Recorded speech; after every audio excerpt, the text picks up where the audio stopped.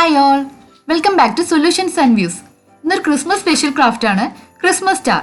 ഇത് നമ്മുടെ Christmas craft series number 2 ആണ്.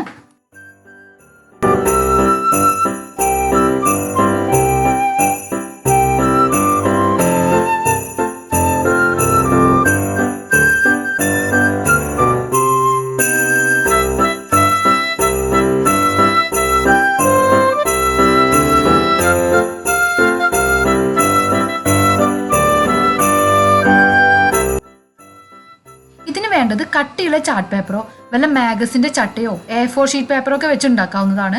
ഞാനിവിടെ ചാർട്ട് പേപ്പറിൽ നിന്നും 10 സ്ക്വയർ സെന്റിമീറ്റർ കട്ട് ചെയ്തെടുത്തിട്ടുണ്ട്. ഇനി സ്ക്വയറിനെ രണ്ടായിട്ട് ഫോൾഡ് ചെയ്യാൻ പോവുകയാണ്. ഇതാ ഇങ്ങനെ. അപ്പോൾ ഇത് ഫോൾഡ് ചെയ്ത് കഴിയുമ്പോൾ നമുക്കൊരു റെക്ടാങ്കിൾ കിട്ടും. ഇത് നല്ലതുപോലെ ഫോൾഡ് ചെയ്യണേ. നഖം വെച്ചിട്ട് നല്ലതുപോലെ മടക്കി കൊടുക്കുക. ഇനി പേപ്പറിന്റെ 1/3 മറ്റേ കോർണർ ഫോൾഡ് ചെയ്ത് കൊടുക്കുക. ശ്രദ്ധിക്കേണ്ട ഒരു കാര്യം, 1/3 ഫോൾഡ് ചെയ്യേണ്ടത്, എൻഡിലേക്കല്ല. നല്ലതുപോലെ നഖം ഉപയോഗിച്ച് പ്രസ് ചെയ്ത് കൊടുക്കണം. ഇപ്പൊ സൈഡിൽ നമുക്കൊരു ട്രയാങ്കിൾ പോലെ കിട്ടിയില്ലേ, അത് ബാക്കിലോട്ട് ഫോൾഡ് ചെയ്യുക. ഒരേ ലെവലിൽ വേണം ഫോൾഡ് ചെയ്യാൻ.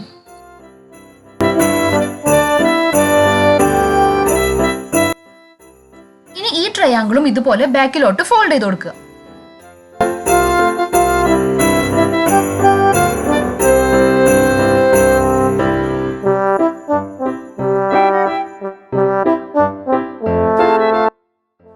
എന്ത് ചെയ്യണമെന്ന് വെച്ചാൽ, ഇനി ഇതൊന്ന് കട്ട് ചെയ്യണം. സിസേഴ്സ് ഉപയോഗിച്ച് ഇതുപോലെ കട്ട് ചെയ്ത് കൊടുക്കുക.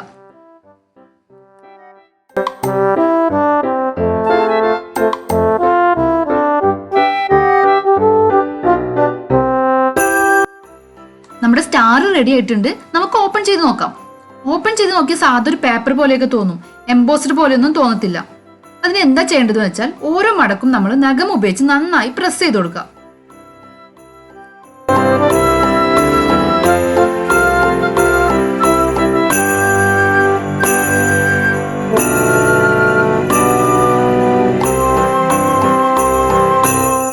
ഭാഗവും നന്നായി ഫോൾഡ് ചെയ്ത് കഴിഞ്ഞാൽ ഇതുപോലെ ഒന്ന് മടക്കി കൊടുക്കുക. നമുക്ക് ആ ഫോൾഡിൽ കൂടെ തന്നെ ഈസി ആയിട്ട് മടക്കാൻ പറ്റും.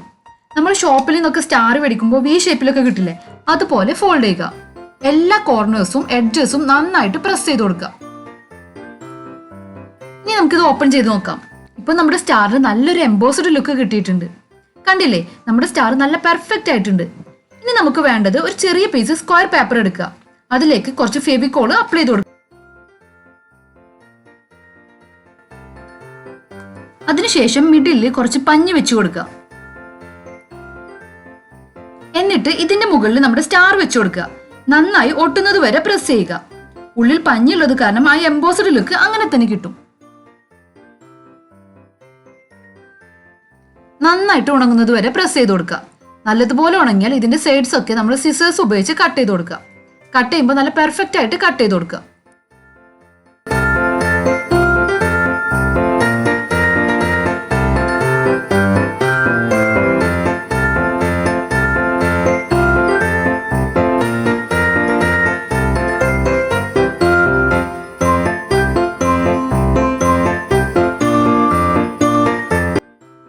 എങ്ങനെയുണ്ട്? ഒരു അടിപൊളി സ്റ്റാർ ആയില്ലേ?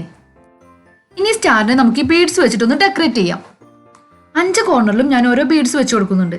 സാധാരണ പശ വെച്ച് ഒട്ടിച്ചു കൊടുത്താലും മതി. ഞാൻ പെട്ടെന്ന് ഒട്ടി കിട്ടാൻ വേണ്ടിയാണ് ഈ ഗ്ലൂ ഗൺ ഉപയോഗിക്കുന്നത്.